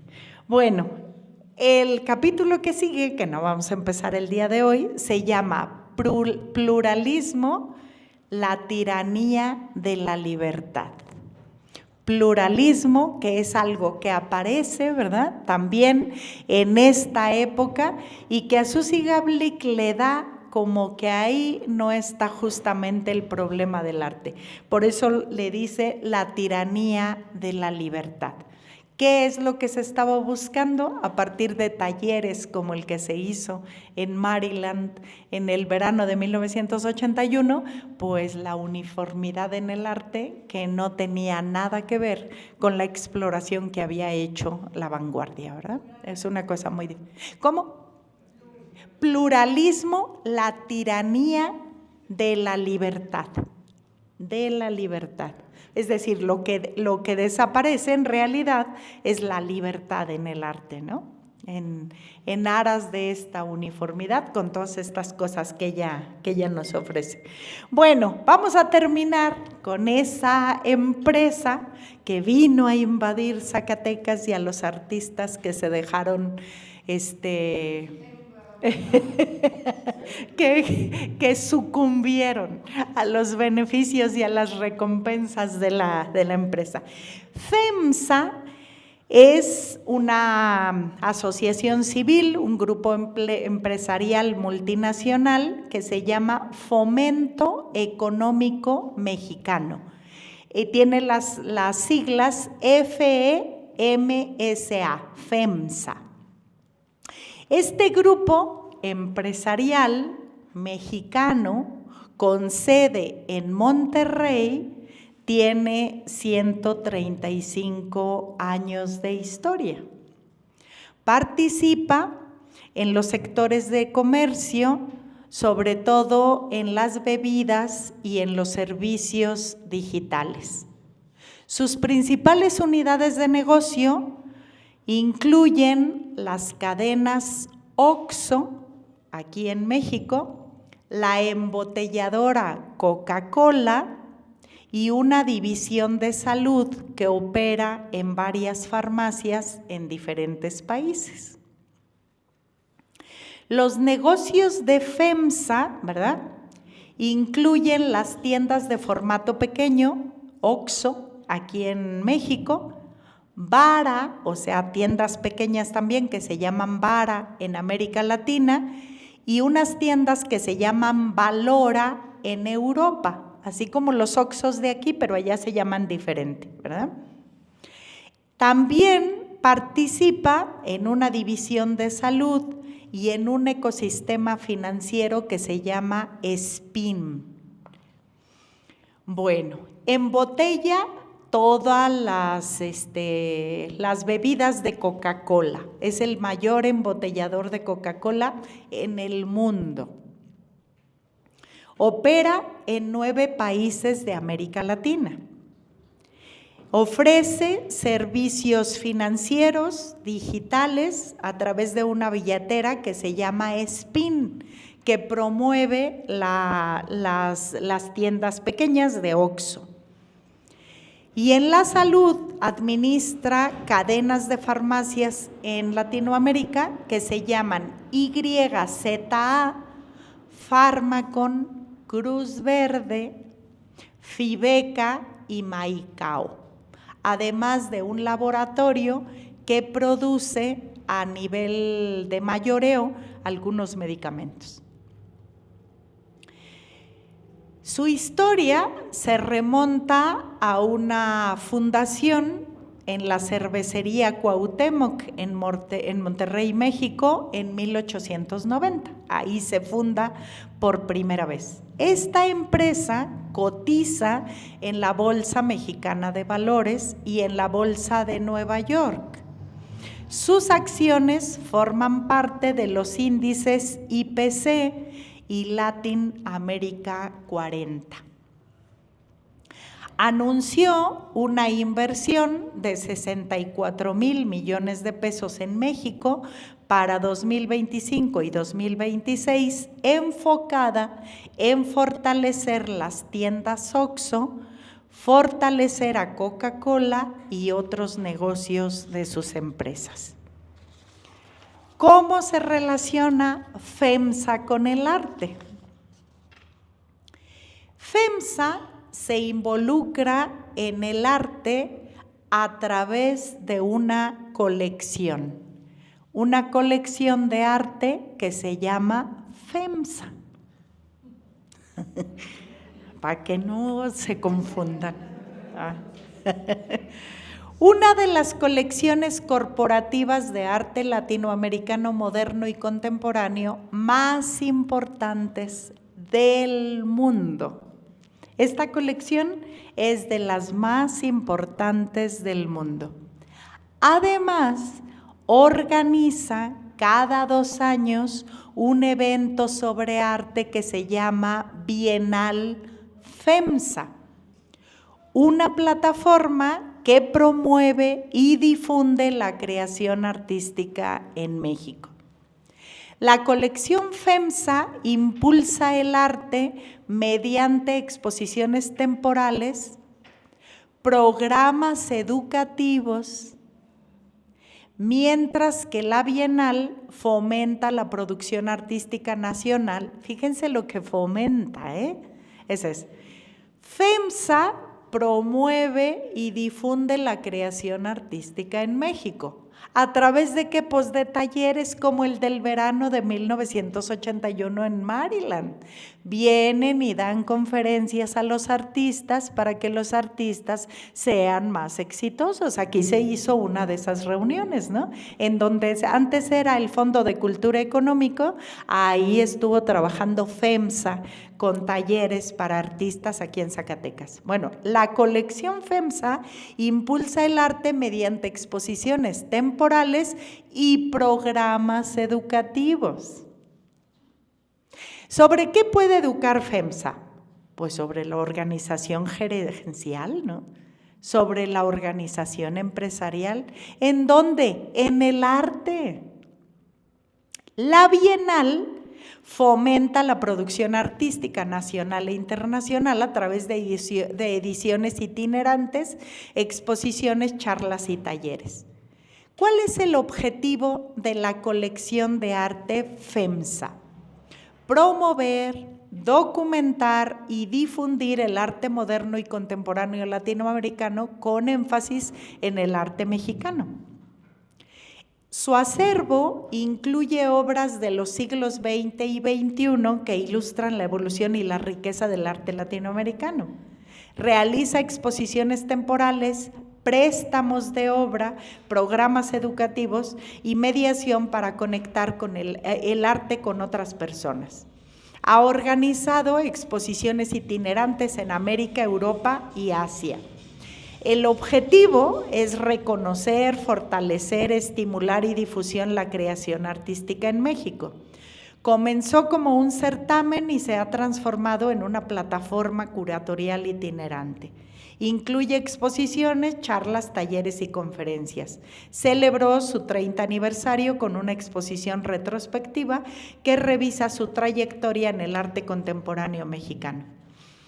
Tiene proyectos como una serie de creadores con cápsulas de video donde los artistas del acervo hablan sobre su proceso creativo y eventos especiales de participación en eventos como en el Festival Internacional Cervantino, donde se exhiben obras en espacios públicos y en museos.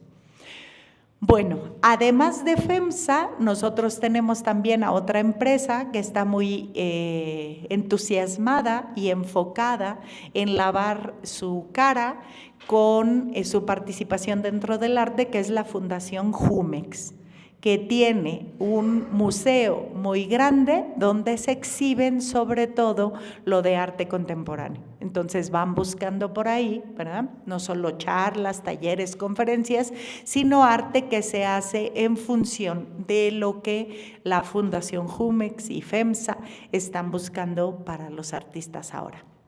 Bueno, críticos de este tipo de arte gerencial institucionalizado los tenemos en Hans Hack, ¿verdad? Y este crítico de arte, del que hablaba hoy Susi Gablik, que es Carter Ratcliffe. Estas personas, de lo que se trata de buscar en su trabajo es de cómo operan estas cosas que nada tienen que ver con el arte, ¿verdad? Que simulan muy bien a través de una fachada tener que ver algo con el arte, cuando en realidad lo que está soportándose es la idea de un negocio y de hacer crecer el negocio a través de convertirse en fundaciones o asociaciones civiles que evitan el pago de impuestos, pero que además uniforman el pensamiento, ¿verdad?, empresarial de un arte que no tiene que ver con el proceso creativo, sino con la parte institucionalizada de esta burocratización. Quería yo poner esos dos ejemplos, ¿verdad?, de lo que tenemos en México y de lo que también llegó ya aquí a Zacatecas y que muchos artistas entusiasmados, ¿verdad?, participaron en esas emisiones a las que fueron convocados a través de gente que estaba trabajando en los museos, ¿verdad?, y que luego llamaron a que se hicieran esas cosas. Yo conocí a algunos artistas y alumnos de la licenciatura en artes que se involucraron en eso con la esperanza de tener dinero para sobrevivir, ¿verdad?, fingiendo que lo que hacían ahí era explorar en el trabajo artístico, cuando en realidad se trata de un trabajo empresarial, ¿no?, más que otra cosa. Bueno, pues hasta aquí el día de hoy. Si hay alguna pregunta, algún comentario. Malú, que te pasen el micrófono, Malú, por favor. Pedro, bueno, mira, Malú, está aquí atrásito de ahí.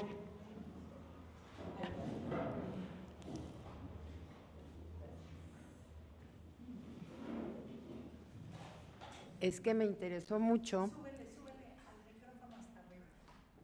Del otro lado. Adiós. Sí, ya. ¿Sí? No. Está ahí. Ok. Mira, me interesó mucho lo que expresaste sobre Picasso y Braque, que, bueno, la gente se burlaba, se reía de sus obras, y Kantwater los protegía. Entonces, ¿en qué momento ya hubo un reconocimiento para, pues, ya exponer la obra de ellos como una obra que rompía, ¿verdad?, con el cubismo y lo que habían explorado? Algo así entendí. Tuvieron que esperarse 70 años después de la primera aparición de lo de Picasso. Fue un éxito, una retrospectiva de Picasso en el MoMA de Nueva York. Entonces, tiene que pasar mucho tiempo para que eso se reconozca. Pero ¿por qué el MoMA de Nueva York hace una retrospectiva de Picasso? No porque valoren tanto lo que Picasso estaba haciendo, sino porque Picasso se convirtió en una mercancía. Eso es lo que Susi Gablik está diciendo.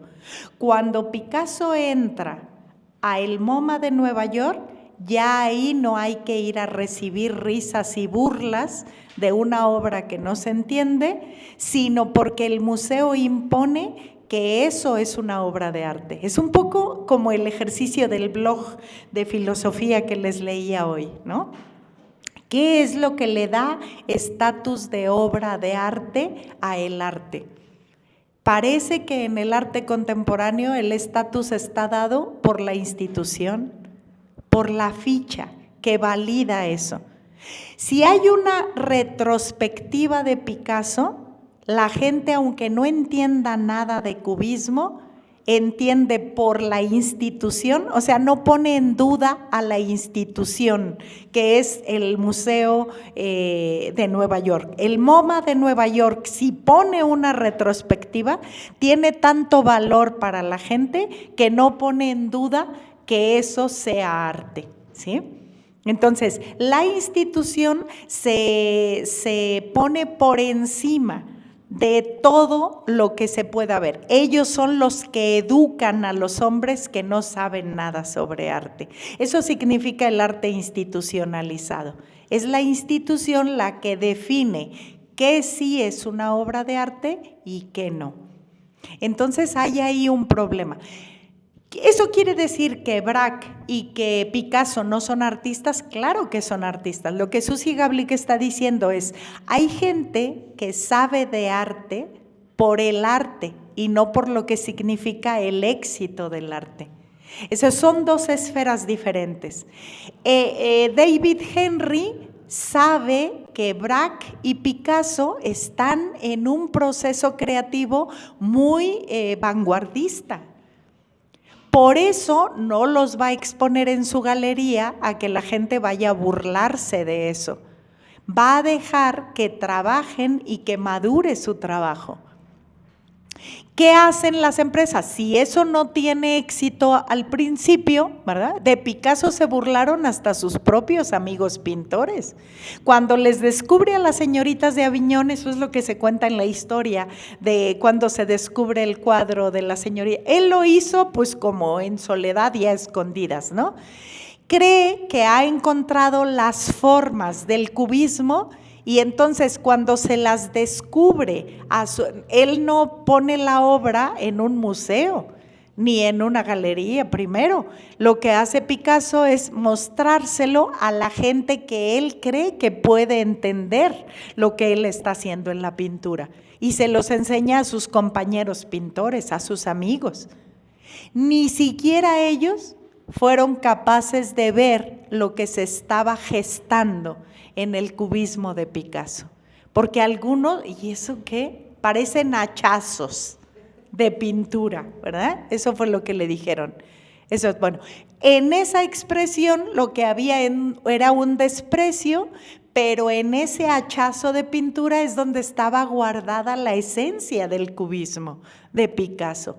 Así como en parece un sol naciente, da la impresión de que es un sol naciente, esa frase que puede ser denostativa se convierte justamente en la esencia de lo que hay, en lo que hay para mostrar ahí. Entonces, ¿qué hace el MoMA? El MoMA recupera a Picasso, no cuando Picasso está empezando. El MoMA recupera a Picasso porque el MoMA es la institucionalización del arte, ¿sí? Es el museo que tiene la estatura económica y moral para decir que Picasso es digno de hacer una exposición retrospectiva ahí, aunque la gente no entienda todavía el cubismo. Va a verlo porque la institución marca que eso es lo que hay que ir a ver. Y entonces luego en la tienda pues compras algo de Picasso, ¿verdad?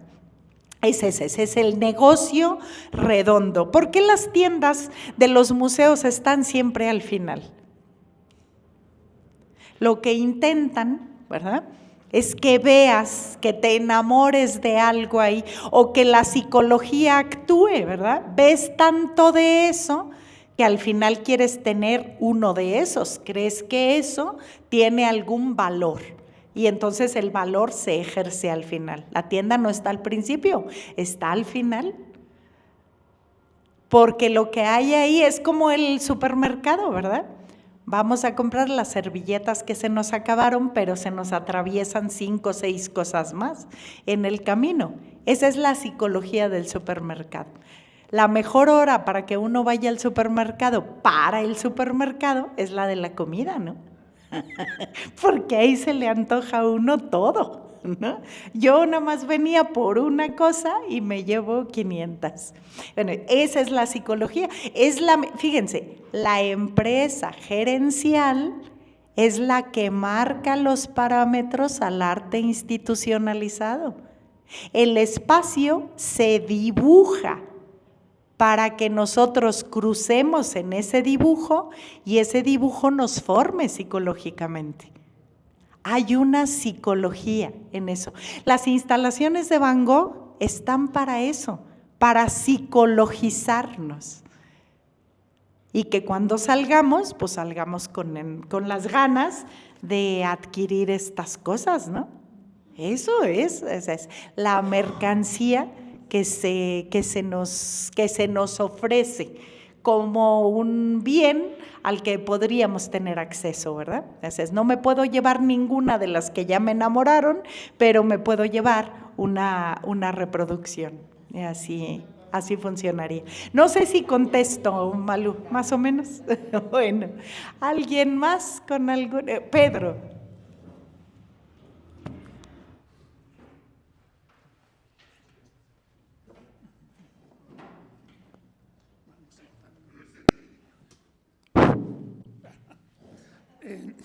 Sonia, entonces esta burocratización de la gestión en el arte implica que una vez que los galeristas han colocado a sus pintores en el Olimpo ahí ya todo lo que produzca ese artista es una obra de arte, ya no hay cuestionamiento ahí. Lo que hay ahí es la intención de que eso sea una mercancía que no baje en el mundo del arte. Eso es. Entonces, eligen a sus artistas y los convierten en mercancía. Es un producto de éxito. Eso que dicen a mí, el éxito de la galería es vender, ganar dinero. Que no me digan otra cosa. Lo que preguntaban el otro día de lo que se expone en la galería de Irma, ¿no? De Irma Valerio. O sea, a lo mejor eso no se vende mucho. Ahí los intereses son, los galeristas eligen convertirse en un espacio de institución, bueno, de hacer una gerencia sobre el producto que tienen y que sea exitoso. Entonces, hay artistas que se venden con una galería que saben que tiene buenas relaciones y que los puede catapultar.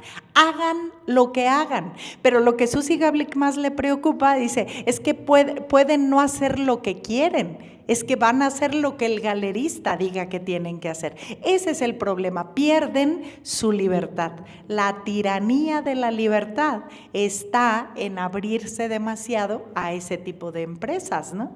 Empresas más gerenciales que artísticas, aunque habría algunos, ¿verdad? El David que protegía a sus artistas, pues es una cosa, es un garbanzo perdido ahí entre muchos, ¿no? Que no es muy exitoso, pero que tiene mucho que ver con el arte, eso sí.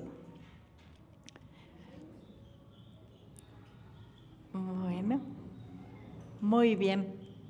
Bueno, si nadie más quiere comentar ninguna cosa, que tengan un fin de semana muy agradable, descansado y nos vemos dentro de 8 días, ¿sale? Adiós.